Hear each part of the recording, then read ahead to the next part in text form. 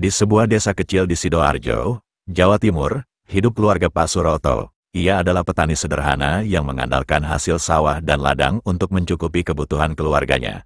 Desa itu tenang, penuh sawah hijau dan rumah-rumah kecil yang rapi, hingga suatu hari, kehidupan berubah dalam sekejap.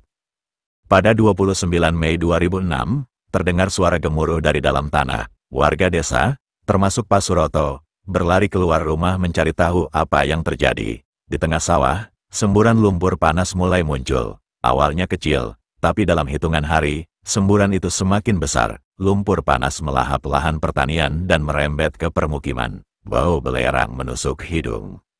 Pak Suroto, bersama istri dan dua anaknya, menyaksikan dengan mata kepala sendiri rumah mereka tertelan lumpur. Ini semua habis, gumamnya dengan suara bergetar. Matanya memandangi sisa atap rumahnya yang tenggelam perlahan. Mereka terpaksa mengungsi bersama ribuan warga lain, hanya membawa pakaian di badan. Di tempat pengungsian, kehidupan tak mudah. Mereka tinggal di tenda darurat yang panas dan lembab. Anak-anak Pak Suroto, Wulan dan Arif, kerap menangis karena kelaparan. Bantuan datang, tapi tak selalu cukup. Pak Suroto yang dulunya optimis mulai kehilangan harapan. Sawah kita hilang, rumah hilang, apalagi yang kita punya? Tanyanya kepada istrinya suatu malam. Meski begitu, ia berusaha bangkit. Bersama warga lain, Pak Suroto mengikuti aksi menuntut ganti rugi kepada pihak perusahaan yang dianggap bertanggung jawab atas semburan lumpur itu. Ia ikut berorasi di depan kantor pemerintah daerah, meski harus meninggalkan keluarganya di pengungsian. Namun, keadilan terasa jauh dari jangkauan.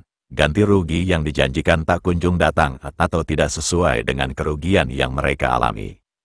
Sementara itu, lumpur terus meluas, menenggelamkan 16 desa dan menghancurkan ribuan rumah, sekolah, tempat ibadah, dan lahan pertanian. Lumpur itu bukan hanya menghancurkan fisik, tapi juga harapan. Banyak warga yang depresi, kehilangan arah hidup. Namun, di tengah semua itu, Pak Suroto menemukan secercah semangat.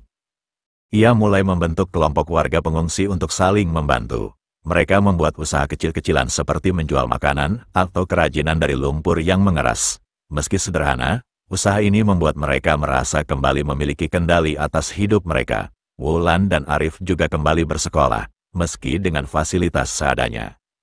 Tahun-tahun berlalu, namun semburan lumpur itu belum sepenuhnya berhenti. Desa Pak Suroto kini hanya ada dalam kenangan. Tetapi, dari tragedi ini, ia belajar tentang kekuatan bertahan, meski dihantam musibah sebesar apapun.